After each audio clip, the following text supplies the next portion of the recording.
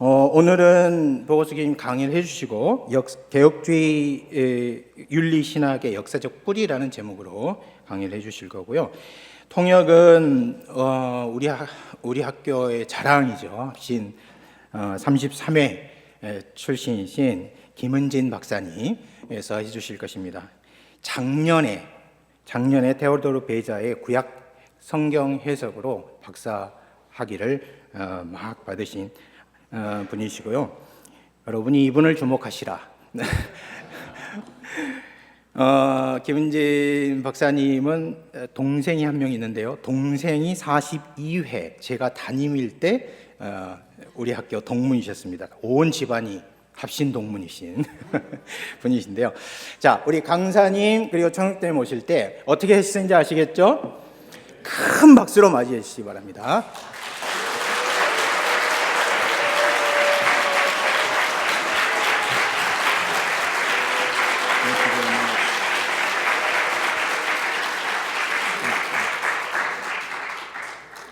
It is good to be back with you again today for this third and final day of our lecture series.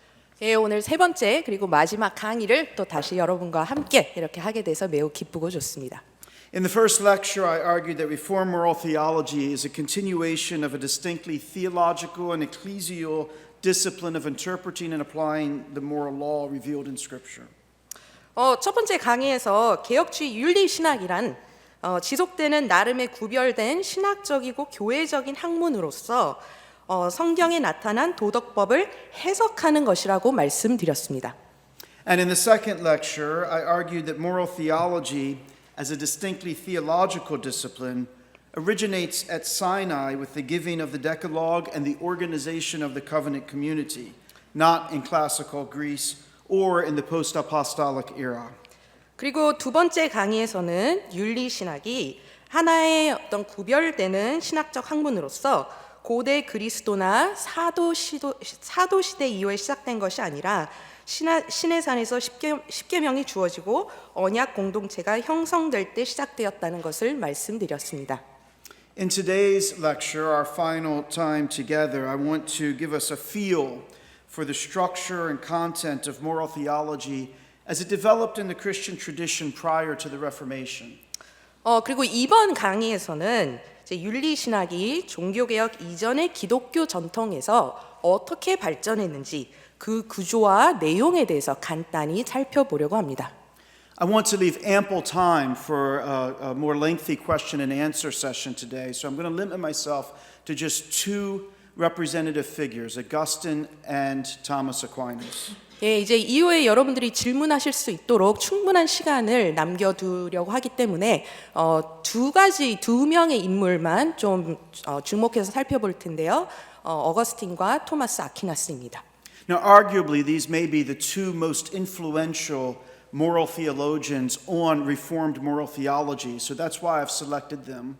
예, 개혁주의 윤리신학을 할 때 아마도 이 두 인물이 가장 영향력 있는 인물일 것입니다. 그래서 그 두 인물을 선택했습니다.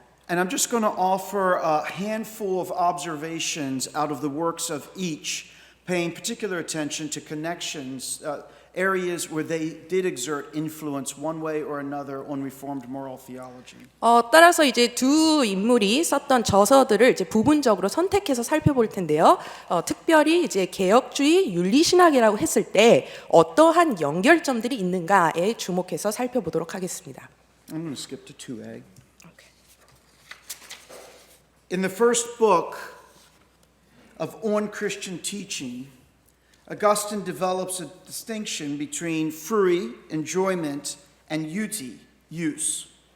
예, 어거스틴은 이제 On Christian Teaching, 한국어로는 기독교 교육론이라고 번역되어 있는 책인데요. 거기 1권에서 이제 향유 그리고 사용, frui, uti라는 라틴어 개념을 통해서 구분을 합니다. He argues that the triune God, as the greatest possible good, is the one and only proper object of enjoyment for its own sake. 그는 삼위일체 하나님이 최고의 선이시며 그 자체로서 향유되어야 할 대상이다라고 주장합니다. Everything else is to be used to this end, the enjoyment of God. 다른 모든 것은 바로 이 목적을 위해서 사용되어야 하는 것이죠. 하나님을 즐거워하는 목적 말입니다. This, he argues, is the differences between the first and the second greatest commandments. 이러한 구별이 바로 크고 첫째 되는 두 가지의 계명, 첫째 계명과 둘째 계명의 차이를 설명해 준다고 합니다. Our love for God should be absolute and all-embracing. 우리가 하나님을 사랑하는 것은 절대적이며 포괄적이어야 되겠죠. Our love for our neighbor is relative and should equal our love for self. 이웃에 대한 사랑은 상대적이며 우리 자신을 사랑하는 것과 동일한 정도여야 합니다. We are not to enjoy ourselves or neighbor or any other created thing for its own sake, but only insofar as it is useful in the enjoyment of God.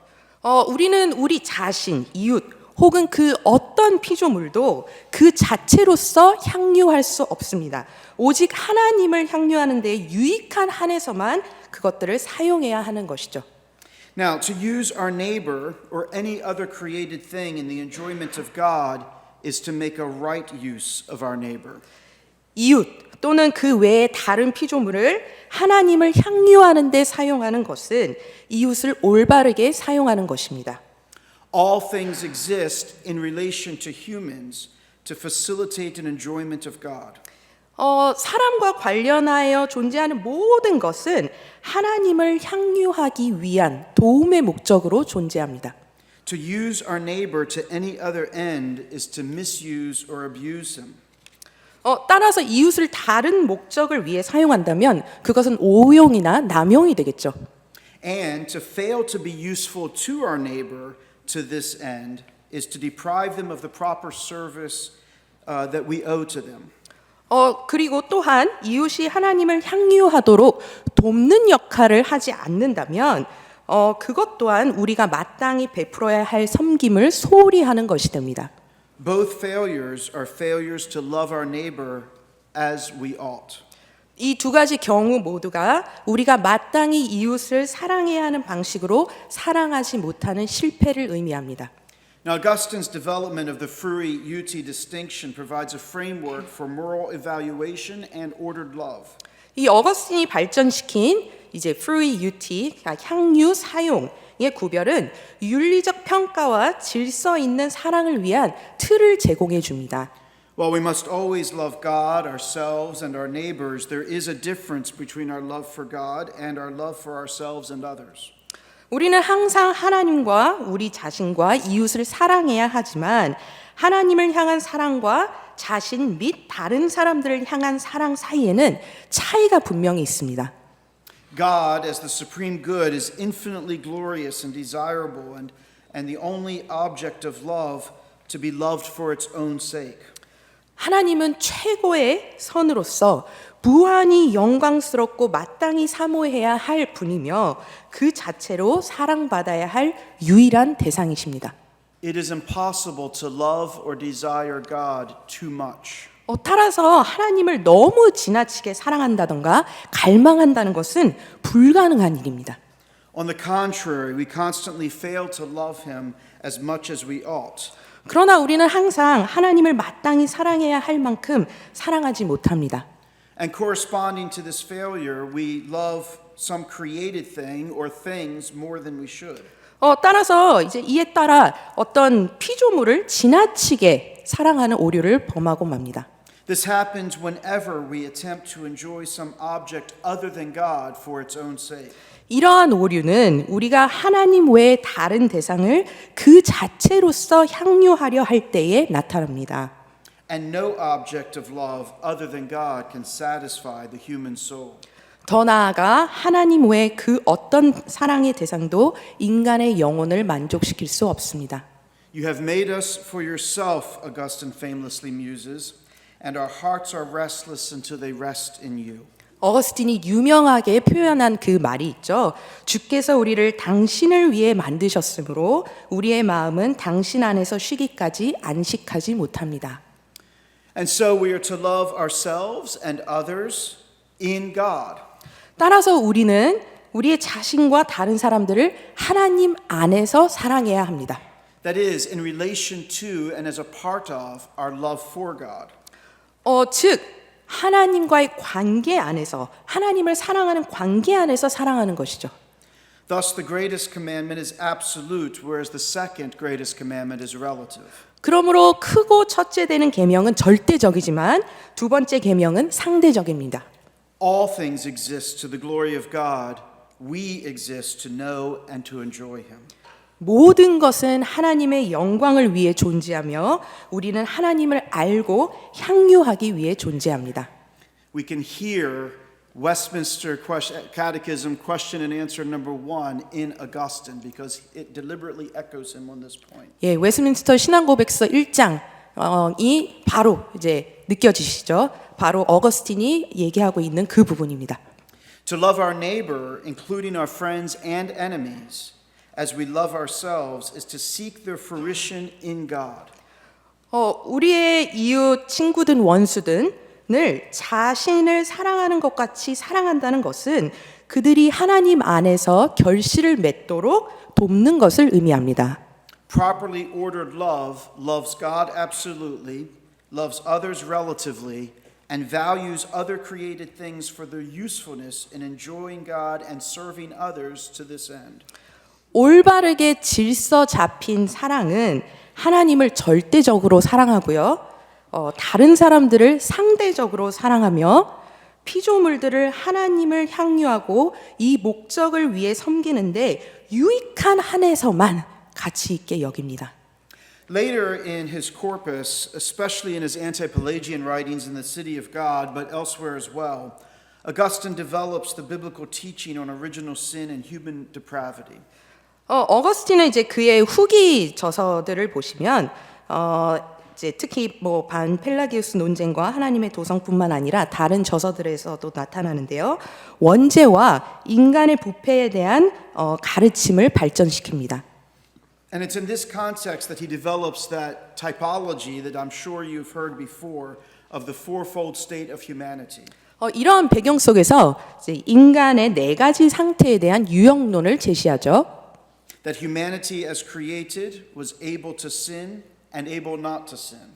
창조된 상태의 인간은 죄를 지을 수도 있고 죄를 짓지 않을 수도 있는 상태였습니다. That humanity as fallen was not able not to sin. 타락한 상태의 인간은 죄를 짓지 않을 수 없는 상태였죠.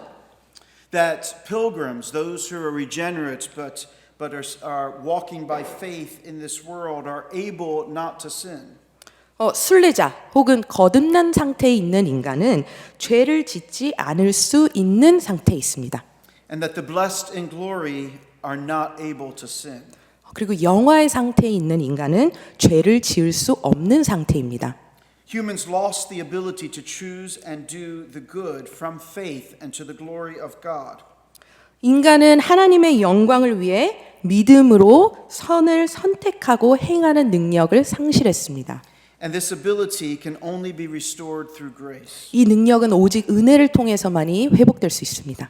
While this loss of ability certainly renders those in the fallen state slaves to sin, it does not mean that we are coerced or compelled to sin by any external or necessary constraint. 이러한 능력의 상실로 인해 타락한 상태에 있는 인간은 죄의 종이 되었죠. 그러나 이것은 어떤 외적이거나 필연적인 강제에 의해서 죄를 지을 수밖에 없다는 것을 의미하지 않습니다. Rather, sinners sin freely and willingly. 오히려 죄인은 자유롭게 그리고 자발적으로 죄를 짓습니다. We are voluntary slaves and willing captives to sin. 우리는 기꺼이 포로가 되며 자유롭게 자발적으로 죄를 짓습니다. Fully responsible for all of our immoral conduct. 자신의 모든 부도덕한 행위에 전적으로 책임이 있는 것이죠. Now, the main outlines of Augustine's view of the will and free choice are endorsed by Calvin and echoed in the Westminster Standards and influential throughout the Reformed tradition. 어거스틴의 이러한 주요 개념들은 칼빈에 의해서도 지지가 되었고요. 또 웨스트민스터 신앙 고백서에서도 반영되었고 개혁 전통 전반에 걸쳐 깊은 영향을 미쳤습니다. Augustine and the Reformed tradition as well Do not teach that unbelievers are incapable of acts that outwardly appear morally praiseworthy.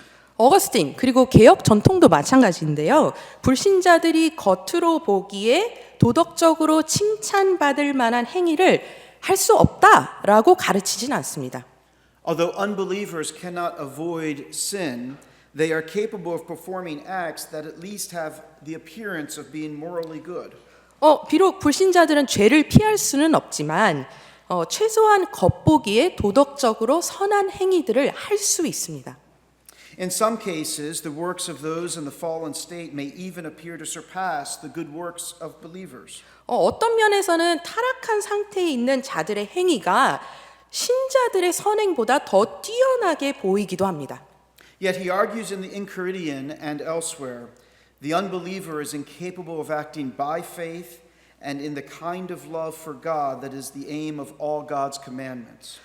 그러나 이제 어거스틴은 엔키리디온, 한국어로는 신망의 편람이라고 번역되어 있는 것 같은데요.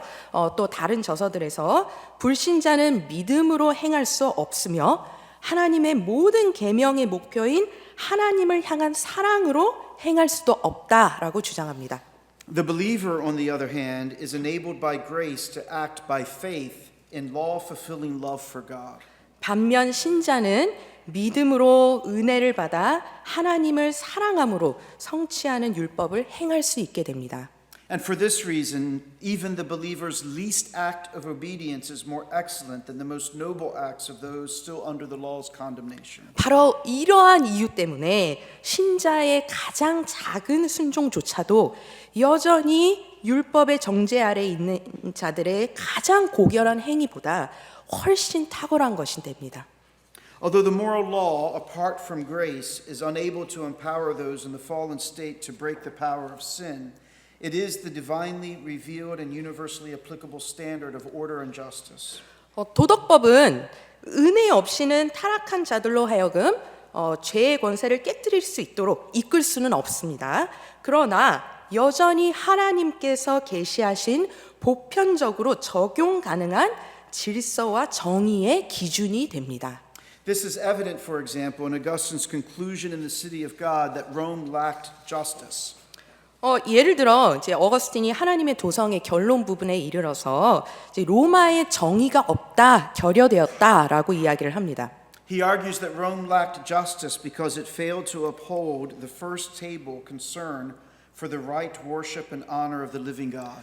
로마에 왜 정의가 없느냐라고 했을 때 왜냐하면 살아계신 하나님을 바르게 예배하고 영화롭게 해야 하는 그 요구를 지키기보다 거짓 신들을 예배했다라고 이야기합니다.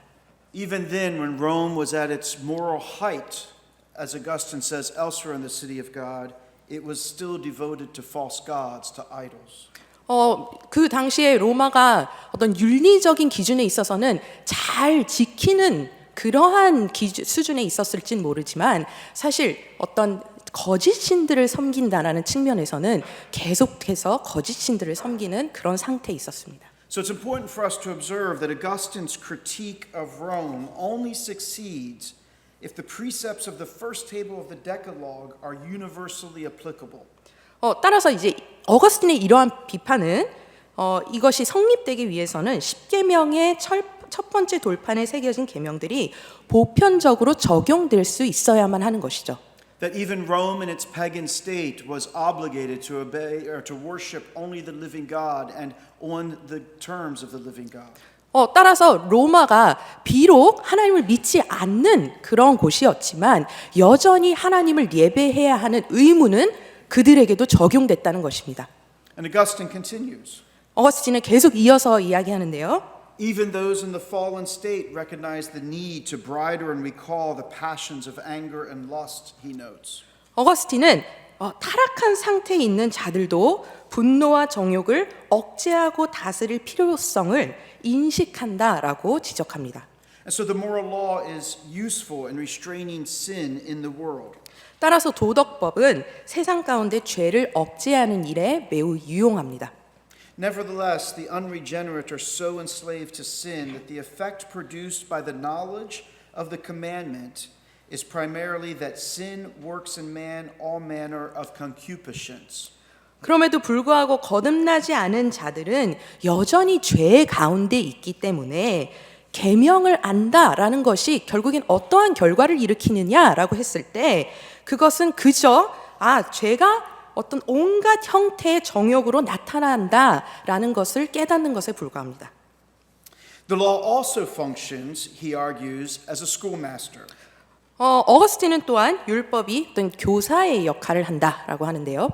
It drives people to despair of self-righteousness so that they might cast themselves on God's grace in Christ. 사람들로 하여금 자기 의에 절망하게 만들고 그리스도 안에서 하나님의 은혜에 의지하도록 이끄는 역할을 합니다. Here is Augustine. 어거스틴이 이렇게 말하는데요.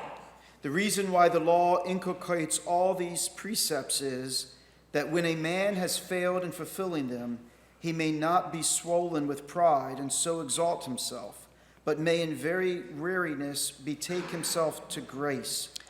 율법이 이러한 모든 계명들을 가르치는 이유는 사람이 그것들을 온전히 지키지 못했을 때 교만하여 스스로를 높이지 않고 오히려 자신의 무력함을 깨닫고 은혜를 구하도록 하기 위함이다. Thus the law fulfills its office as schoolmaster, so terrifying the man as to lead him to Christ. 따라서 율법은 초등 교사로서의 역할을 통해 사람을 두렵게 하여 그리스도께로 인도하는 것이죠. Augustine clearly affirms what we generally regard as the second use of the law.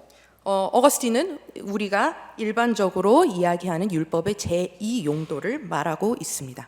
He also clearly affirms and models the third use of the law. 어거스틴은 또한 율법의 제3 용도도 인정하고요, 또 실천하는데요. First, he distinguishes between the moral law on one hand and the ceremonial and typological aspects of the Mosaic law on the other. 먼저 그는 이제 한편으로는 도덕법, 그리고 다른 한편으로는 율법의 의식적이고 예표적인 어떤 모세 율법의 차원 그 측면을 또 구별을 합니다. In the City of God, he argues that we must interpret the Mosaic law spiritually and find Christ in it, because Jesus himself taught that Moses wrote of him. 어거스틴은 하나님의 도성에서 모세 율법을 해석할 때 영적으로 할 것과 그 안에서 그리스도를 발견해야 한다고 주장합니다. 왜냐하면 예수님께서 직접 모세가 나에 대해 기록하였다라고 말씀하셨기 때문입니다. And its earthly promises were figures of spiritual things. 따라서 율법의 약속들은 영적인 것들의 상징인 것이죠. When reading the law, a distinction must be made 따라서 율법을 읽을 때는 이제 구별을 해야 되는데요. between what is figurative and must be read in a spiritual manner and what must be read literally. 상징적인 부분, 그러니까 영적으로 읽어야 하는 부분과 그리고 문자적으로 읽어야 하는 두 가지로 구별할 수 있습니다. Augustine develops this line of thought further in his anti-Pelagian essay on the spirit and the letter. 어거스틴은 이제 이것을 또 이제 펠라기스와의 어떤 논쟁을 통해서 계속 더 발전시키는데요. And here he addresses the commandments of the Decalogue directly. 여기서 이제 10계명의 계명들을 직접적으로 언급합니다. And he consistently reads them in a direct and straightforward manner as just as applicable in their literal sense to New Testament saints as to the Old Testament saints. 그리고 이제 이것을 where are you? I'm right here. No, I didn't skip. Okay. I paraphrased a little, but I didn't skip. Okay. Sorry. Okay. Which sentence were you? Right in the middle. You want me to start at the beginning, or where do you want me to go? I don't have that sentence for some reason. Oh, Yeah, it's okay. you want me to try it again? Yeah. Okay. Augustine addresses the commandments in the Decalogue directly in the spirit and the letter.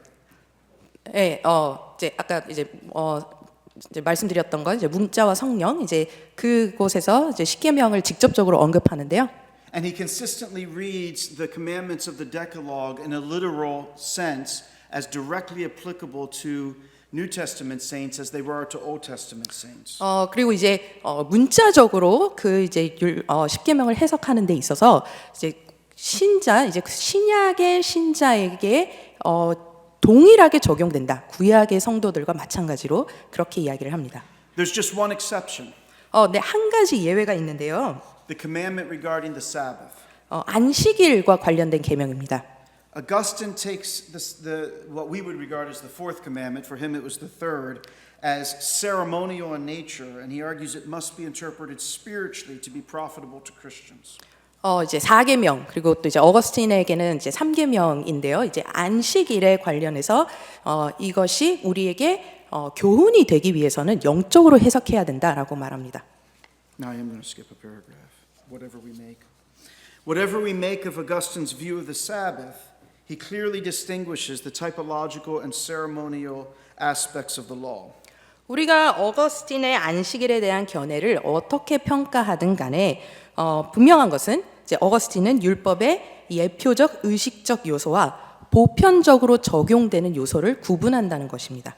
And interprets those aspects spiritually and figuratively and spiritually. 따라서 이제 어떤 예표적 의식적 이런 요소들은 상징적 혹은 영적으로 해석하고요. While on the other hand distinguishing the moral precepts of the law, which he interprets literally and uses in line with what we generally regard as the third use of the law. 그리고 이제 도덕적 계명으로 구별하는 그 부분에 있어서는 이제 문자적으로 해석을 합니다. 이제 저희가 이해하는 율법의 제3 용도와 마찬가지로 동일하게 사용을 했습니다. What is more, he regards the precepts of the Decalogue, except for the Sabbath observance, as moral obligations that are binding across all ages from Adam and Eve to the return of Christ. 더 나아가 어거스틴은 안식일에 대한 계명을 이제 제외한 그 나머지 10계명의 계명들이 타락 이전의 에덴 동산에서의 아담과 하와부터 그리스도가 오시기까지 그 모든 신자들을 모든 시대를 걸쳐 유효한 도덕적 의무라고 주장했습니다. There's one striking example that I love in Augustine of how he applies the moral law back to Adam and Eve. 이제 이 10계명을 적용하는 데 있어서 어거스틴이 아담과 하와에 적용을 시키는 그런 아주 놀라운 부분이 있는데요. He's reflecting on the fall in the Enchiridion. 이제 엔커리디언이라는 이제 저서에서 타락에 대해서 이제 생각을 하는 부분에서 등장합니다. And here's what he writes. 이렇게 적었습니다. Even in that one sin, a number of distinct sins may be observed. 그 하나의 이제 죄 안에서도 여러 가지 요소가 발견될 수 있다. If it be analyzed, as it were, into its separate elements. 이제 그것을 개별적인 요소로 분석을 해본다면 여러 가지 죄들이 발견될 수 있다.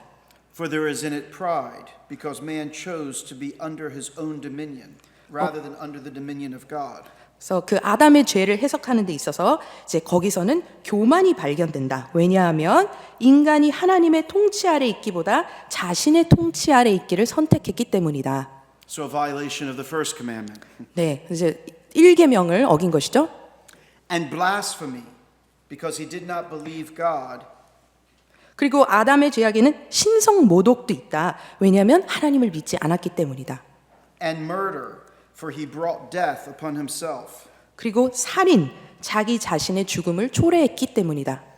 And spiritual fornication, for the purity of the human soul was corrupted by the seducing blandishments of the serpent. 그리고 영적 간음이 있다. 인간 영혼의 순결이 뱀의 유혹적인 말로 타락했기 때문이다. And theft, for man turned to his own use the food he had been forbidden to touch. 그리고 도덕질도 여기에 포함될 수 있겠죠. 금지된 음식을 스스로 취했기 때문입니다. And avarice, for he had a craving for more than should have been sufficient for him. 그리고 탐욕을 말할 수 있겠습니다. 자신에게 충분한 것 그 이상을 욕심냈기 때문이다. And whatever other sin can be discovered on careful reflection to be involved in this one admitted sin. 따라서 이 아담의 하나의 이제 인정된 죄 안에는 우리가 주의 깊게 생각해 본다면 발견되는 무수히 다른 많은 죄들이 있는 것입니다.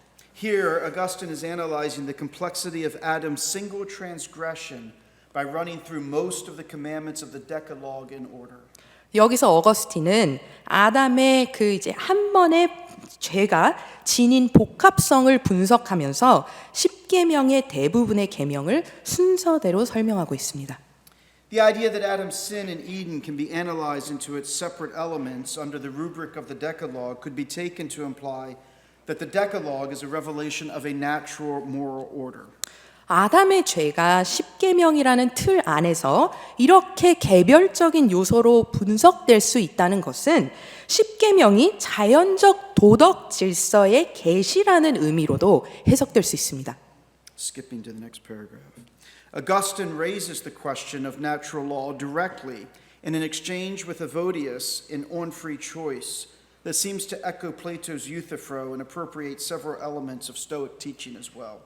예, 또한 어거스틴은 이제 자유의 선택에 대하여라는 저서에서 이제 에보디우스와의 대화를 통해 자연법에 대한 질문을 제기하는데요. 마치 이제 플라톤의 그 유시프러스와의 어떤 대화를 연상시키는 듯 하고요. 그리고 또 스토아적인 가르침을 또 거기에 포함하고 있습니다. Tell me first of all, Augustine asks, why do you think it is evil to commit adultery? Is it because the law forbids it? 어거스틴이 이렇게 질문합니다. 먼저 말해 보세요. 왜 간음이 악한 것이라고 생각합니까? 법이 그것을 금지하기 때문입니까? Here Augustine means, is it evil only because human law forbids it? 여기서 이제 어거스틴이 뜻하는 바는 인간법이 그것을 금하기 때문에 악한 것이냐라는 것이죠. Evodius replies, it is not evil because it is forbidden by the law. Instead, it is forbidden by the law because it is evil. 에보디우스는 이렇게 답합니다. 그것이 악한 것은 법이 금지하기 때문이 아닙니다. 오히려 그것이 악하기 때문에 법이 금지하는 것입니다. Augustine presses the point a bit further and then declares his agreement with Evodius. 어거스틴은 이 문제를 조금 더 다루는데요. 그러고 나서 에보디우스와 동의한다라고 밝힙니다. For my part, he says, I believe as you do. I resolutely believe that adultery is evil, and I proclaim that all societies ought to believe so. 따라서 이제 어거스틴이 이렇게 답을 합니다. 나도 같은 생각을 가지고 있습니다. 나는 간음이 악하다고 분명히 믿습니다. 그리고 모든 사회가 그렇게 믿어야 한다라고 생각합니다. Here he's declaring that there's something in adultery that is inherently unnatural, a perversion of the way things are supposed to be as they were created. 어거스틴이 이제 이것을 전제하고 있는 것이죠. 간음이라는 것은 매우 부자연스러운 것이고 처음에 창조된 질서와 어긋나는 어떠한 것이다라고 말하고 있는 것입니다. Reminding Evodius that they are on a quest to understand what they both already believe, Augustine seeks to demonstrate that the true nature of evil lies in concupiscence or in the inordinate desire for unworthy ends. 따라서 어거스틴은 이제 에보디우스에게 그들이 이미 믿고 있는 것을 이해하기 위해 탐구하는 과정 가운데 있다라는 것 사실을 상기시키면서 어거스틴은 악의 본질이 정욕 또는 부적절한 목적을 향한 무질서한 욕망에 있음을 입증합니다. That desire can, he reasons, take on a variety of passionate forms. 이러한 욕망은 이제 여러 가지의 어떤 형태로 나타날 수 있는데요. Lust, fear, pleasure, and pain. But in the end, it all arises from disordered desire and the pursuit of ends other than the right use of all things in the enjoyment of God. 정욕, 두려움, 쾌락, 고통, 다양한 형태로 나타날 수 있지만 결국 이 모든 것은 무질서한 욕망과 하나님을 즐거워하기 위한 목적이 아닌 다른 목적을 추구하는 것에서 비롯됩니다. And that disordered desire and the passions, vices, and acts it spawns is not just contrary to a temporal, arbitrary, or provisional arrangement of human affairs, but to both divine and human nature and the good of all things. 이러한 욕망 또 무질서한 어떤 사랑의 대상은 단순히 일시적이거나 임의적인 그런 인간 사회의 질서를 어기는 것이 아니라 신적 본성과 인간 본성 그리고 만물의 모든 선한 것에 반하는 것이 됩니다. This underlies Augustine's absolutism with respect to the moral law. 어거스틴의 이제 도덕범에 관련해서 아주 절대주의적인 성격을 보여주고 있습니다. It is never permissible, he argues, to violate the moral law. 도덕법을 어기는 것은 결코 허용될 수 없다라고 주장합니다. Human laws may and do err and fail, and therefore may sometimes must be violated and revised. 인간의 법은 오류를 범하고 실패할 수 있죠. 그리고 때로는 위반되거나 수정되어야 할 때도 있습니다. The eternal moral order, however, is universally binding. 그러나 영원한 도덕 질서는 변하지 않으며 보편적인 구속력을 갖습니다. What is obligatory must be done, and what is impermissible must never be done. 반드시 행해져야 할 것은 행해져야 하며 금지된 것은 결코 행해져야 돼서는 안 됩니다. So, for example, Augustine argues there is no such thing as a permissible lie, a position that he defended in several places in his writings. 하나의 예를 들면 이제 어거스틴은 허용될 수 있는 거짓말이라는 것은 존재하지 않는다라고 주장했습니다. 여러 군데에서 이런 주장을 합니다.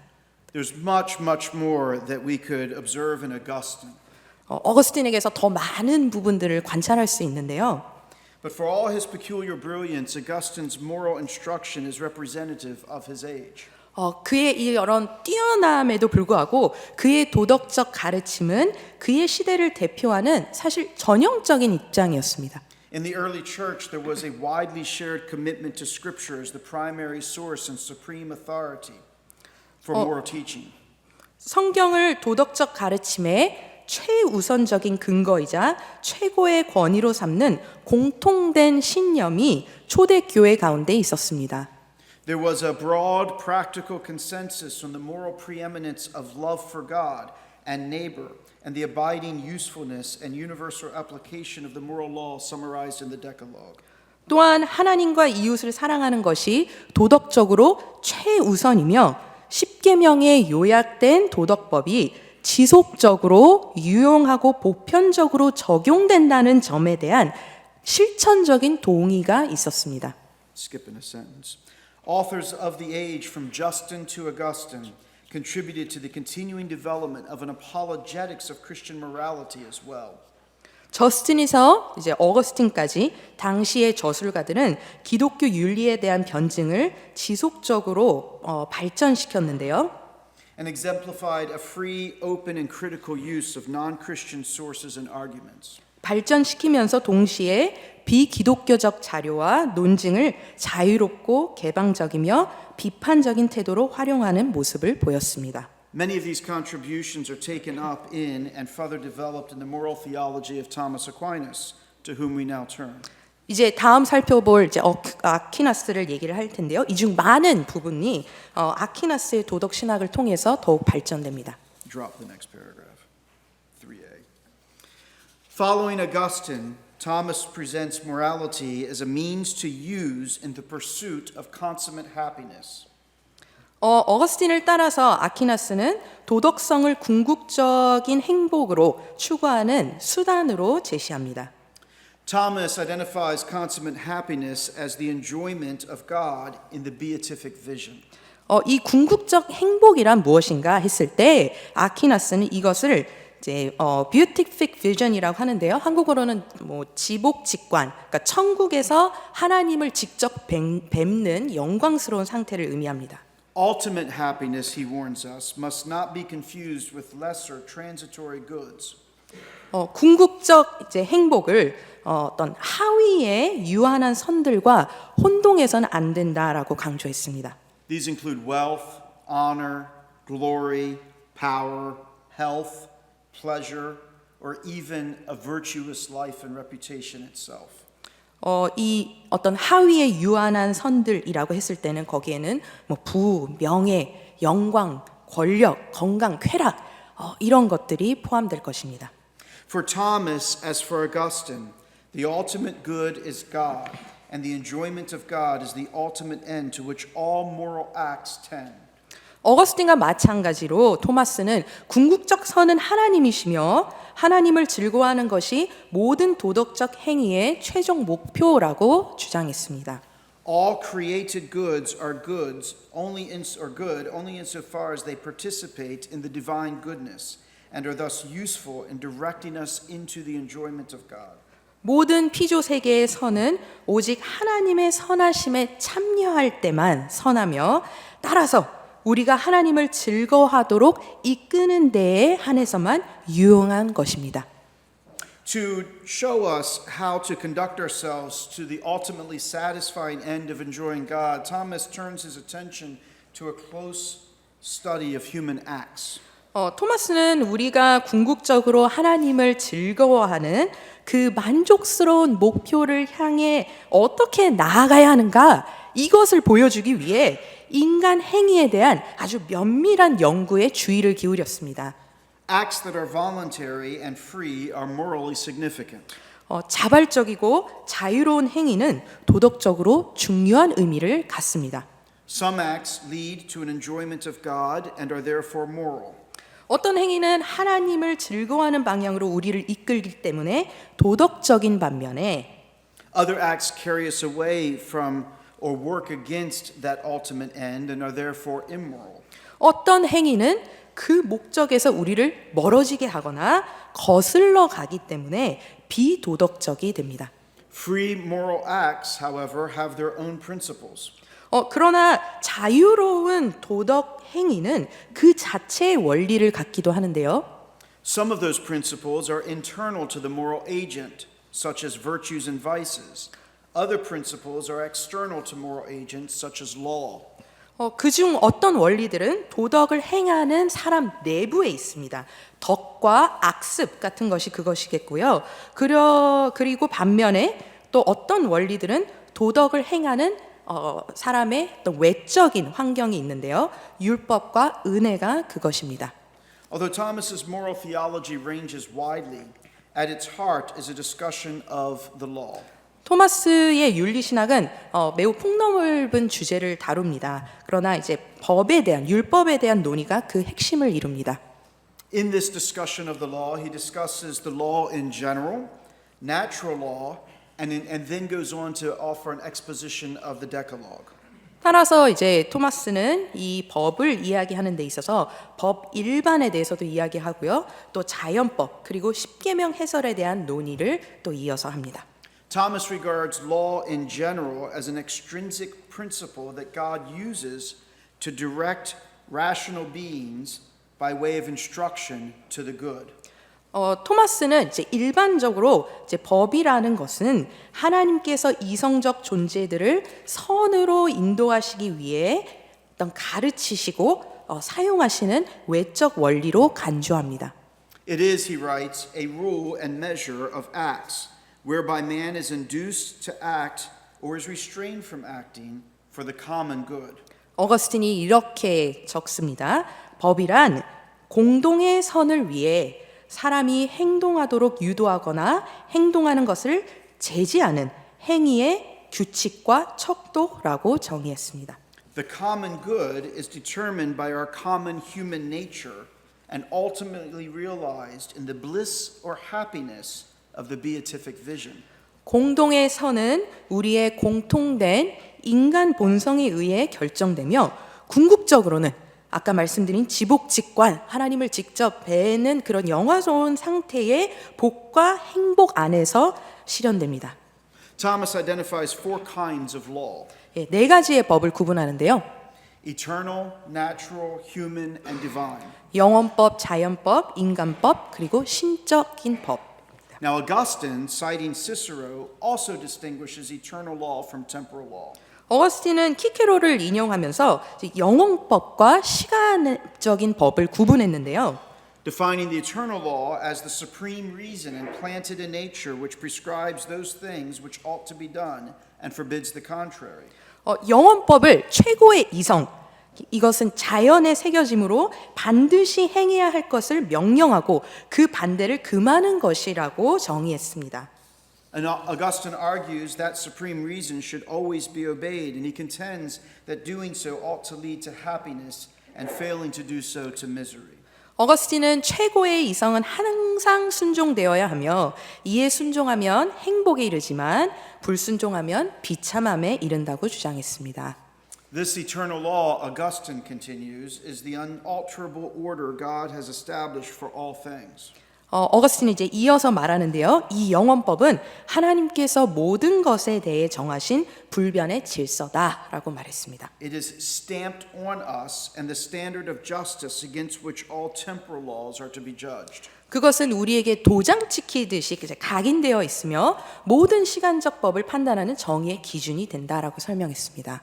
According to Thomas, to know the eternal law in itself is only possible for those enjoying the beatific vision. 토마스에 따르면 영원법, 즉 하나님의 마음을 아는 것은 이제 어떤 그러한 이제 beatific vision, 지복 직관을 누리는 자들에게만 가능한 것이다라고 설명했습니다. Nevertheless, every rational creature knows the eternal law to a greater or lesser degree in its reflection in the created order. 그럼에도 불구하고 모든 이성적 피조물은 창조 질서에 반영된 영원법을 어느 정도는 알 수 있습니다. Indeed, he states, every knowledge of truth is a kind of reflection and participation of the eternal law, which is the unchangeable truth. 그는 이렇게 말합니다. 모든 진리에 대한 지식은 영원법을 반영하거나 영원법에 참여하는 것인데 이 영원법은 불변하는 진리이다.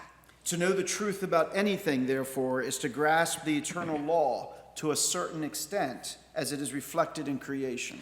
따라서 어떤 것에 대한 진리를 안다는 것, 이것은 곧 피조 세계에 반영된 영원법을 어느 정도 이해하는 것이다라고 토마스는 이야기합니다. Now, the eternal law, he argues, includes the extrinsic principles that direct rational beings who all know the truth to a certain extent, though each one according to his own capacity and none comprehensively. 영원법은 이제 어떤 이성적 존재를 이제 인도해가는 어떤 외적 원리가 거기에 이제 포함되어 있는데요. 모든 이성적 존재는 진리를 어느 정도까지 알 수 있습니다. 어느 정도까지만 알지만 각자의 능력에 따라 다르며 어느 누구도 완전히 그것을 알지는 못합니다. All people, Thomas contends, at least know something of the common principles of the natural law. 모든 인간은 적어도 자연법의 공통되는 원칙에 대해서는 무언가는 알고 있다라고 주장했습니다. This imperfect yet inescapable knowledge of that part of the eternal law concerning human conduct is the natural law. 이러한 불완전하지만 피할 수 없는 인간 행동과 관련된 영원법에 대한 지식이 이것이 바로 자연법이다라고 말했습니다. Natural law is the eternal and unchanging moral law that extrinsically governs human conduct. 자연법은 영원하고 불변하는 도덕법으로서 인간 행동을 외적으로 지배하고요. And right reason naturally apprehends the moral law. 어떤 올바로 작동하는 이성은 이제 도덕법을 바르게 이해하게 됩니다. As such, it is the foundation of all just human laws. 따라서 자연법은 모든 정의로운 인간법의 기초가 됩니다. Citing Augustine again, Thomas asserts that all human laws, insofar as they partake of right reason, are derived from the eternal law. 어거스틴을 다시 인용하면서 토마스는 모든 인간법은 올바른 이성에 참여하는 한에서 영원법에서 유래한다라고 주장했습니다. So the precepts of the natural law are the first principles of human actions, which hold habitually. 따라서 자연법의 규율은 인간 행위의 제1원리이며 우리는 이를 습관적으로 지니고 있다라고 합니다.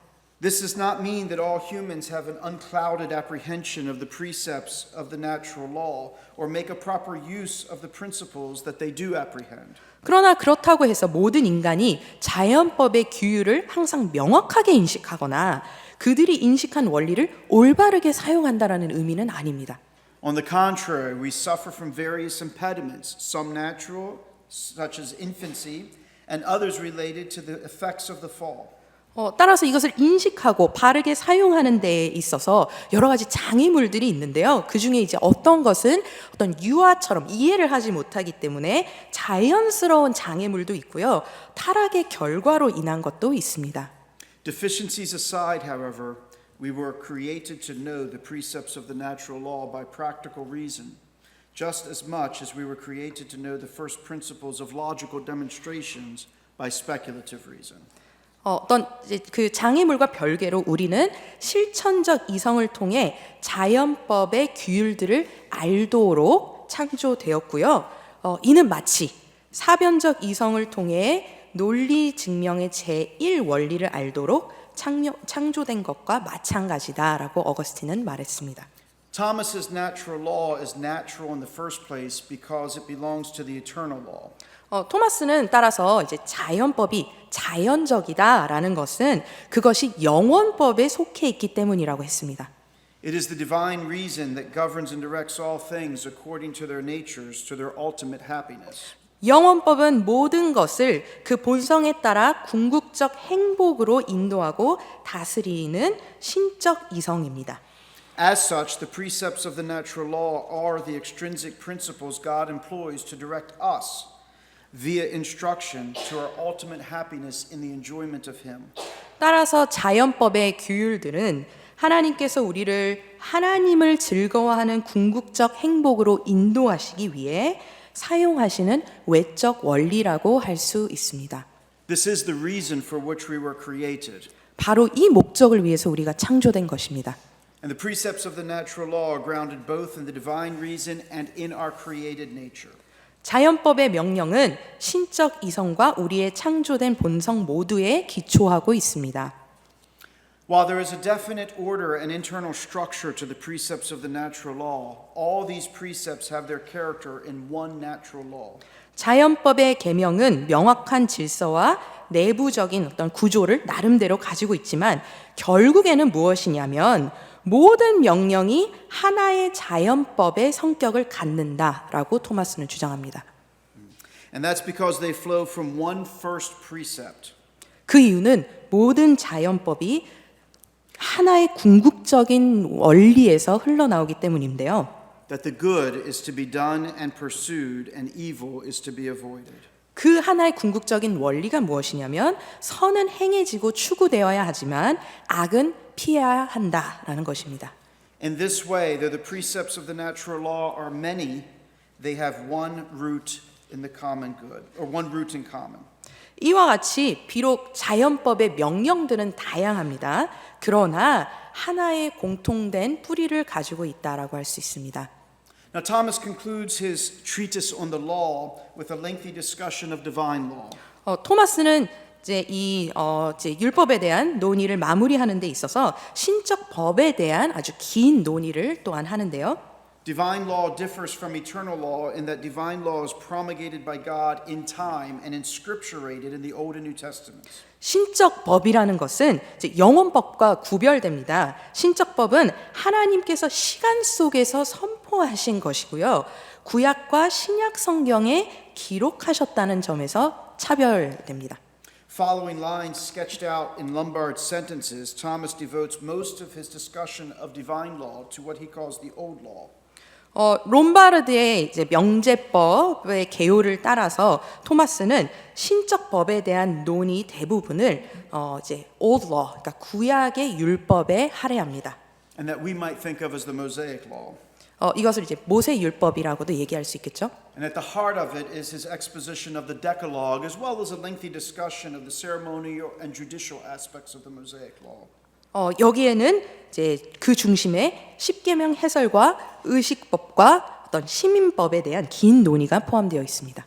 Without any doubt, Thomas declares, the old law was good. 토마스는 구약의 율법은 의심할 여지 없이 선하다라는 점을 확고히 합니다. First, it repressed concupiscence, which is in conflict with reason. 첫째, 구약의 율법은 이성이 거부하는 정욕을 억제하는 기능을 해줍니다. Second, it forbade all kinds of sin, which are also contrary to reason. 둘째, 구약의 율법은 모든 죄를 금하는데요. 이 또한 이성에 반하는 것들입니다. What is more, the old law was given by the good God and ordained men to Christ in two ways. 더 나아가 구약의 율법은 선하신 하나님께서 주신 것으로서 두 가지 방식으로 그리스도를 가리킨다라고 말합니다. First, by bearing witness to Christ. 첫 번째는 이제 그리스도를 직접 증거하는 일에 있어서 그렇고요. Second, as a kind of disposition, since by withdrawing men from idolatrous worship, it enclosed them in the worship of the one God. 그리고 둘째는 어떤 이제 그 경향, 성향을 일으키는 점에서 그렇다라고 하는데요. 우상을 멀리하게 함으로써 구약의 율법은 하나님 한 분만을 예배하도록 이끌어 그리스도를 통해 구원받게 합니다. By whom the human race was to be saved through Christ. 예, 그리스도를 통해 이제 구원받게 하는 그런 역할을 하는 것이죠. For Thomas, the old law is imperfect because it is unable to save us by conferring the grace of Christ on us. 그러나 토마스에 따르면 구약법은 완전하진 않습니다. 왜냐하면 그리스도의 은혜를 부여하여 우리를 구원할 능력이 그 법에는 없기 때문입니다. The old law is not at odds with the grace of Christ, however, but is ordained by God to bring us to grace. 그러나 그렇다고 해서 구약의 율법이 그리스도의 은혜와 대립되는 것은 아닙니다. 오히려 하나님께서 우리를 은혜로 인도하기 위해 제정하신 것입니다. And so once again we find the three uses of the law here in Thomas as well. 다시 한번 율법의 이제 세 가지의 용도가 여기에서 잘 드러나고 있는 것이죠. It is not only appointed by God to restrain concupiscence and sin in us, the first use, but also to bring us to Christ, the second use. 구약의 율법은 우리 안에 있는 정욕과 죄를 억제하는 역할을 할 뿐 아니라 제1용도죠. 우리를 그리스도께로 인도합니다. 제2용도입니다. But then it also is a guide to us in moral goodness through the grace of God, the third use. 동시에 구약의 율법은 하나님의 은혜로 우리를 도덕적 선을 행할 수 있도록 이끄는 역할을 합니다. 제3의 용도입니다. Thomas argues that the old law showed forth the precepts of the natural law which bind all people, but it also added certain precepts of its own. 토마스는 구약의 율법이 자연법의 계명을 나타내고 있으며 이러한 계명은 모든 인간에게 인간을 구속한다라고 주장했습니다. 그러나 또 동시에 구약 율법에는 자연법에서 온 것 그 외에도 특정 계명들이 추가되었다라고 말합니다. Accordingly, as to those precepts of the natural law commanded in the old law, all people were bound to observe the old law. 모든 사람은 구약 율법에 포함되어 있는 자연법의 계명들에 관하여 구약의 율법을 준수해야 했습니다. Not because they belonged to the old law, but because they belonged to the natural law, which binds all people everywhere at all times. 이는 그 계명들이 구약 율법에 속해 있기 때문이 아니라 자연법에 속해 있기 때문입니다. 이 자연법이란 모든 시대를 걸쳐 모든 사람들에게 적용되는 그러한 것이죠. But as to those precepts which were added by the old law, here he means what we would think of as the ceremonial and judicial law. They did not belong to the natural law and only bound the Jewish people. 그러나 이제 구약 율법에 의해서 이제 추가된 계명들이 무엇이냐라고 했을 때 이제 아퀴나스는 이제 뭐 시민법 그리고 이제 의식법 이런 것들을 염두에 두고 말하는 것인데요. 이것들은 이제 추가된 계명이라고 아퀴나스는 이야기를 했습니다. The precepts of the natural law make up the moral law. 따라서 이 추가된 계명들은 의식법과 사법법 측면에 해당된다면 자연법의 계명들은 도덕법에 해당된다라고 할 수 있습니다. The Decalogue given at Sinai, therefore, was not a new law in substance, but a publication of the precepts of the natural law, which are known to reason and were already binding on all people across all nations and cultures and times. 따라서 시내산에서 주어진 십계명은 내용에 있어서 새로운 법은 아니었습니다. 십계명은 자연법의 계명들을 이제 하나님께서 주신 것인데 이성이 인식할 수 있으며 이미 모든 민족, 문화, 시대를 초월하여 모든 사람에게 구속력을 가지던 것이었습니다. I'll skip to the next paragraph. While Thomas contends that all the precepts of the Decalogue belong to the natural law, he distinguishes between a moral and ceremonial component in the command regarding the Sabbath observance. 토마스는 십계명의 모든 계명이 자연법에 속한다라고 주장하지만 이제 안식일에 대한 계명에 있어서는 도덕적 요소와 또 의식적 요소를 구분해서 설명합니다. Here he differs from Augustine and exerted a direct influence on the Reformed tradition. 바로 이 부분에서는 이제 어거스틴과 생각이 달랐는데요. 이 아퀴나스의 생각은 실 개혁 이제 신학자들에게 중요한 영향을 끼치는 것이 되었습니다. The precept concerning moral observance, he argues, is moral insofar as it commands man to give some time to the things of God, according to Psalm 45:11. 이제 이 4계명 이제 이를 이해하는 데 있어서 이제 시편 45편 11절의 근거에서 어거스틴은 이것은 도덕법이다. 어떤 측면에서 그러하냐면 인간이 하나님께 일정 시간을 드려야 한다는 점에서는 도덕적이다라고 했습니다. Be still and see that I am God. 예, 시편 45편 11절 너희는 가만히 있어 내가 하나님됨을 알지어다. In this respect, it is placed among the precepts of the Decalogue, he says. 이러한 의미에서 이제 아퀴나스는 말합니다. 이 계명은 10계명의 일부로 포함될 만하다. But it is not as to the fixing of the time, in which respect it is a ceremonial precept. 그러나 이 법에는 의식법적인 요소도 포함되어 있는데 그것은 특정한 시간을 정하는 문제에 있어서는 의식법에 속한다라고 했습니다. In other words, setting apart one day in 7 was moral and perpetually binding, but the particular day to be observed was ceremonial and thus changeable.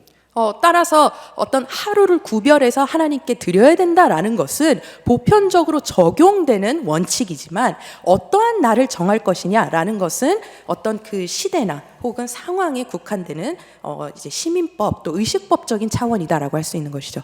Thomas's distinction will be echoed in many later Reformed treatments of the fourth commandment and its application to the Lord's Day. 따라서 토마스의 이러한 구분은 이후 개혁파 전통에서 네 번째 계명과 주일 성수를 어떻게 적용하는가라는 논의 가운데 계속해서 반영되었습니다. This distinction also allows Thomas to treat all 10 precepts of the Decalogue as moral conclusions of the first two general principles of the natural law. 이 구별은 토마스로 하여금 10계명의 모든 10계명을 자연법의 두 가지 일반 원리에 따른 도덕적 결론으로 다룰 수 있게 해줍니다. And those two general principles of the natural law are the first and the second greatest commandments, which he says apply to all people across all cultures and times. 이 자연법의 이제 두 가지 일반 원리란 무엇을 얘기하는 것이냐면 모든 시대와 문화의 모든 사람들에게 적용되는 가장 큰 두 가지 계명을 말합니다. All other moral precepts of the old law follow the precepts of the Decalogue as conclusions follow principles. 구약 율법의 다른 모든 도덕적 계명들이 어떤 이의 원리들의 결론으로서 10계명의 계명들을 따르고 있습니다. Even the ceremonial and judicial laws of the follow the Decalogue as specifications of how Israel were to love God in worship and one another in justice in their particular time and circumstance. 토마스는 심지어 이제 의식법과 이제 재판법 또 시민법도 10계명을 따른다고 보았는데요. 의식법은 이스라엘 백성이 어떻게 예배를 통해 하나님을 사랑해야 하는지에 대한 규정이고 이제 재판법은 어떻게 정의롭게 이웃을 사랑해야 하는가를 나타내주는 규정들로 보았습니다. As such, the moral precepts of the Decalogue comprehend all the acts of virtue, both external and internal. 10계명의 도덕적 명령은 그 자체로 외적이면서 또한 내적인 모든 덕목의 활동을 포괄합니다. This is because divine law directs humans according to the eternal law and our created nature to our ultimate good. 이것은 하나님의 법이 외적인 법과 사람의 창조된 본성을 따라서 우리로 하여금 최고의 선을 향해 가도록 지시하기 때문입니다.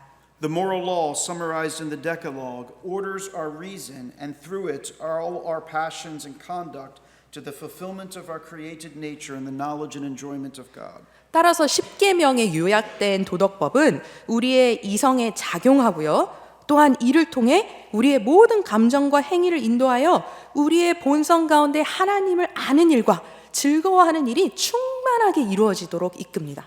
And in another notable agreement with Augustine, he concludes that the precepts of the Decalogue therefore admit no dispensation whatever. 그러므로 이제 이렇게 결론을 내립니다. 10계명의 계명들은 어떤 면제도 예외도 허용되지 않는다. And this absolutist position becomes the majority view within the Reformed tradition as well. 이와 같은 절대주의적인 어떤 이해가 개혁주의 전통 안에서는 주류의 견해로 자리를 잡게 됩니다. I opened the first lecture by defining Reformed moral theology as the systematic explication and application of the moral order revealed in Scripture, developed along the lines and within the bounds of Reformed orthodoxy. 첫 강의에서 개혁주의 윤리신학을 이렇게 정의했습니다. 성경에 게시된 도덕 질서를 조직적으로 설명하고 적용하는 것이며 또 개혁주의 전통신학의 흐름을 따라 그 안에서 발전되어 온 것이다 라고 정의를 드렸습니다. I noted then that Reformed moral teaching developed around a set of common or widely shared principles and themes. 그리고 이어서 개혁주의의 어떤 윤리적 교훈들은 일반적으로 널리 공유하고 있는 원리와 주제들과 관련하여 발전되어 왔음을 말씀드렸습니다. Prominent among them are the use of Scripture as the primary source of moral instruction. 이러한 이제 주제들 가운데 눈에 띄는 이제 몇 가지 요소들을 제가 말씀드렸었는데요. 그 중에 이제 첫 번째가 도덕 교훈의 최우선적 근거로 성경의 사용이었습니다. The universal, transcendent, and unchanging character of the moral order. 그리고 두 번째로는 보편적이며 선언적이며 불변적인 도덕 질서의 성격을 말씀드렸습니다. The relation of the moral order to the created order. 그리고 세 번째로는 도덕 질서와 창조 세계의 관계. The distinction between the moral, ceremonial, and judicial aspects of the Mosaic Law. 그리고 네 번째로는 모세 율법의 도덕법, 의식법, 사법적인 측면의 구별. The priority of the Decalogue divided into two tables as a summary of the moral law. 다섯 번째, 도덕법의 요약으로 두 돌판으로 나누어져 있는 십계명의 우선성. The relation of the two tables of the Decalogue to the two greatest commandments concerning love for God and for neighbor. 여섯 번째, 두 돌판으로 된 십계명과 하나님을 사랑하고 이웃을 사랑하는 가장 큰 두 명령의 관계. And the correlation of the moral law to virtue more broadly.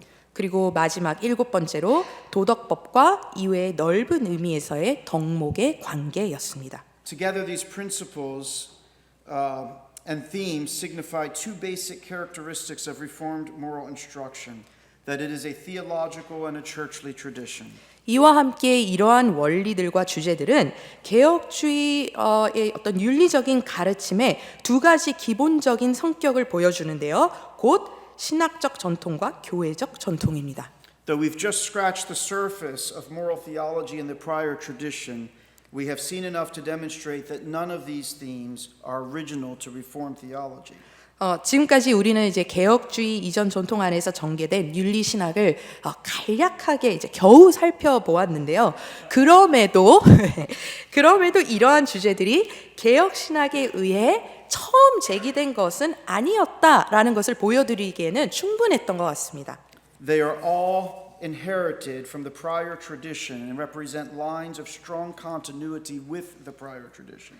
이것들은 개혁주의 이전 전통에서 모두 이어져 온 것이며 개혁주의 이전 전통과 강한 연속성을 나타내 보여줍니다. And so Reformed moral theology represents the continuation of a distinctly theological and ecclesial approach to the study of morality that looks to the revelation of the natural moral order in the comprehensive summary of the moral law delivered by God to Moses at Sinai. 개혁주의 윤리 신학은 그래서 무엇이냐라고 했을 때 무엇을 보여주느냐라고 했을 때 도덕적 연구에 대하여 어떤 신학적이며 교회적인 접근 방식을 지속적으로 발전시킨 것입니다. 하나님께서 시내산에서 모세에게 주신 도덕법의 종합적인 요약을 통해 자연적 도덕 질서의 계시를 탐구하는 것이다. These 10 precepts apply to all people in all places and are useful in restraining sin, leading us to Christ and guiding us into an ever deepening enjoyment of God. 이 십계명의 10가지 계명들은 어디에 있든지 모든 사람에게 적용됩니다. 이것들은 죄를 억제하고요. 죄인을 그리스도에게로 인도하고 인격적 거룩을 통해 하나님을 더욱더 깊이 향유하는 즉 즐거워하는 길을 안내해 줍니다.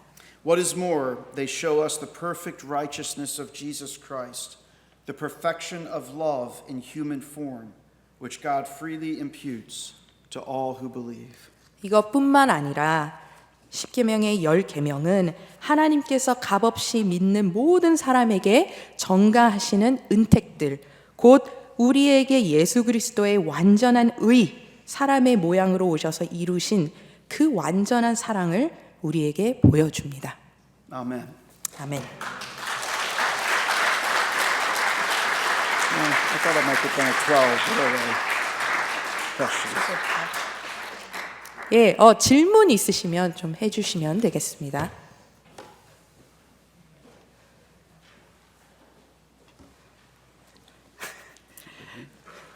교수님도 질문하셔도 되나요? 예, 저쪽에 질문.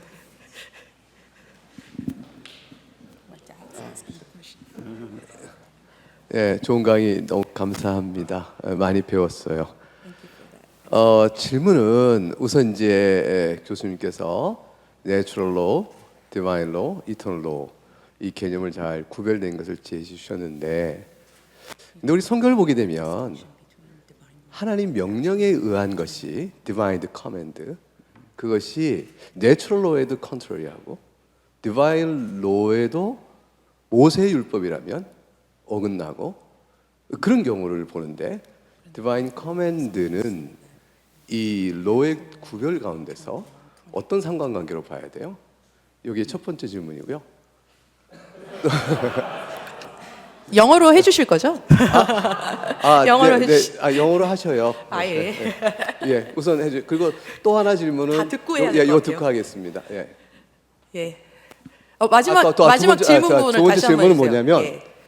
십계명의 내용이 다 모럴로다, 도덕법이다 이런 성격을 규정하고 4계명도 도덕법의 특성을 갖고 있다 이렇게 말씀해 주신 게 다 동의가 되고 다 기쁘게 잘 듣는데, 특이한 것은 뭐냐면 안식법을 제외한 나머지 법들은 Divine Nature, 하나님의 성품과 관련하여 그 모랄리티의 성격을 우리가 이해할 수 있는데, 이 4계명은 하나님의 네이처, 디바인 네이처가 아니라 디바인 윌, 하나님의 의지와 관련된 것이라, 이럴 때에 모랄 로라고 말하는 그 의미의 그 기준성은 어떻게 되는 것인지, 말하자면 4계명의 모랄리티의 기준성과 나머지 9계명의 기준성이 서로 다를 수 있는 것인지, 그게 이제 두 번째 질문입니다.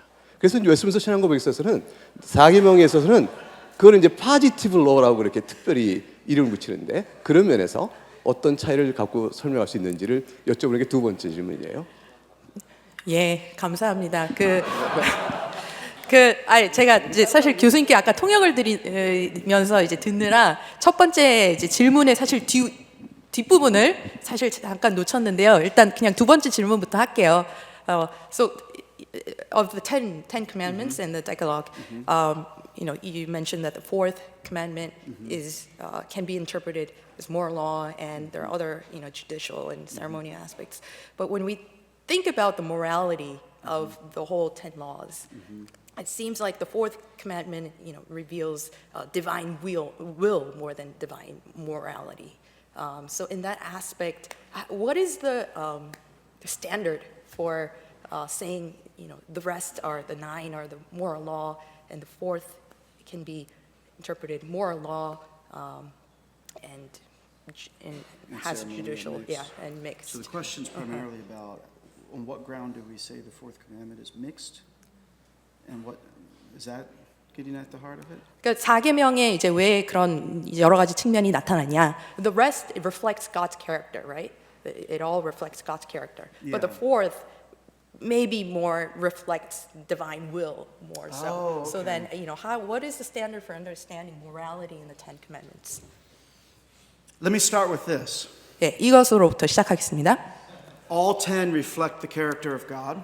예, 10가지 계명이 모두 하나님의 성품을 나타내고 있죠.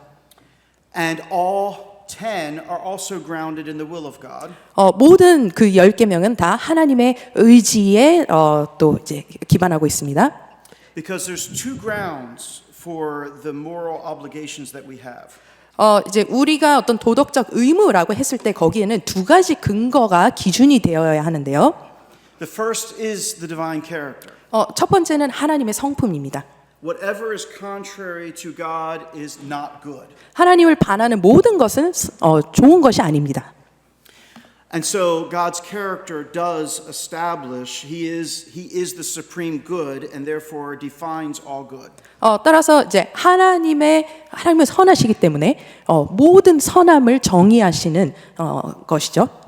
But that by itself is not sufficient to account for the content of the moral law. 그러나 그것 자체만으로 이 도덕법의 어떤 내용을 규정하기에는 부족합니다. We must also take into account God's will or decree. 하나님의 어떤 작정 또 의지를 고려해야 합니다. By which he has established a particular created order with creatures like us, human beings, in it. 하나님께서 이 피조 세계를 창조하셨고 또 우리와 같은 피조물을 창조하셨습니다. And so we must have reference to created nature as well as divine character. 따라서 이제 창조된 피조물로서 우리는 창조 세계와도 관련을 하지만 또 하나님과도 관련하는 어떤 두 가지의 측면이 있는 것이죠. Let me take another one of the commandments to illustrate this, the seventh. 7계명에 대해서도 좀 예를 들어볼 수 있을 것 같습니다. Faithfulness is what the command requires in marriage. 네, 결혼에서의 어떤 순결성, 신실함을 지킨다는 것은 이제 요구하는 바입니다. Because our God is a faithful God. 하나님은 신실하신 하나님이시기 때문입니다. And being created in his image, we are to reflect his faithfulness in our own character and conduct. 하나님의 형상으로 지음받은 우리는 우리의 어떤 행위에 또 도덕적인 부분에 있어서 하나님의 성품을 반영해야 하는 것이죠. And yet God is not a God who is married to anyone. 그러나 하나님은 어떤 분과 이렇게 결혼하신 그런 분은 아닙니다. Nor is he a sexual being who reproduces through sexual relations. 또한 어떤 성적인 관계를 통해서 자손을 이렇게 하는 그런 분도 아니시죠. What is more, he's created creatures who have different patterns of reproducing, coming together in social relations for reproduction. 근데 하나님께서 하신 일이 무엇이냐면 바로 우리와 같은 피조물을 만드셔서 우리는 어떠한 관계를 통해서 이렇게 이루어지도록 그렇게 만드셨습니다. So God's character by itself does not determine that humans have to be monogamous beings in lifelong marriages and that sexual relations must be restrained to just those marital relations. It's our created nature that makes that the right way for us to conduct ourselves. 따라서 이제 어떤 하나님의 성품이 이제 우리가 어떤 피조된 인간으로서 어떤 순결성을 지키고 신실성을 지켜야 하는 그것에 기반하기보다는 우리가 인간된 본성을 가지고 있는 존재들이기 때문에 거기서부터 오는 하나님의 계명이다라고 할 수 있습니다. Now a day is coming when we will neither marry nor be given in marriage nor have children any longer. 네, 결혼을 하지도 않고 아이를 낳지도 않는 그러한 날이 앞으로 오겠죠. But as long as this present created order remains, the seventh commandment remains obligatory for us. 그러나 우리가 이 세상에 존재하는 한 어떤 피조물로서 7계명은 우리가 반드시 지켜야 하는 의무로서 우리에게 주어집니다. Now we can come back to the fourth commandment. 자, 이제 네 번째 계명으로 돌아와 보겠습니다. That God is worthy to be worshipped is according to the divine character. 하나님께서는 예배를 받으실 만한 마땅한 분이시다라는 것은 하나님의 성품에 근거한 것입니다. But that we were created by him as the kind of beings who have to work to provide for our own food and the welfare of our dependents belongs to our nature. 그러나 이제 우리가 어떤 피조물로서 일을 해야 하고 또 그것을 통해서 음식을 얻고 해야 한다는 것은 인간 본성에 속하는 일입니다. Yet we were created to know and worship him. 그러나 우리는 하나님을 알고 하나님을 예배하는 존재로 창조되었습니다. Notice that the fourth commandment puts a check on the value of our work. 이 네 번째 계명은 우리의 어떤 일, 노동의 어떠한 이 하나님 측면에서 체크를 두는 것이죠. 그러니까 어떤 기준을 주는 건데요. Our work is ordered to something greater than itself. 우리가 하는 노동은 그저 우리 노동에서 그치는 것이 아니라 더 큰 목적을 가지고 행해지는 일입니다. You shall work for 6 days, and then you put it aside, and you enter into the restful enjoyment of God in worship. 6일을 열심히 일하고 그리고 그 하루를 구별해서 하나님께 예배하고 하나님을 즐거워하는 것이죠. The work that God has given us as human beings is ordered to the enjoyment of Him, His glory.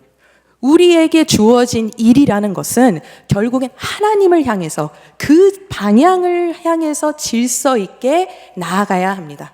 So that reflects the divine character and the created order that He's established in the particular kind of beings that we are in that order.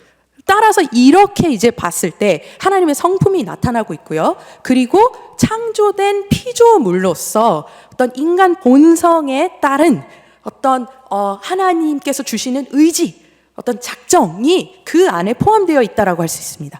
But a day is coming when we'll no longer be dependent upon our work for our support.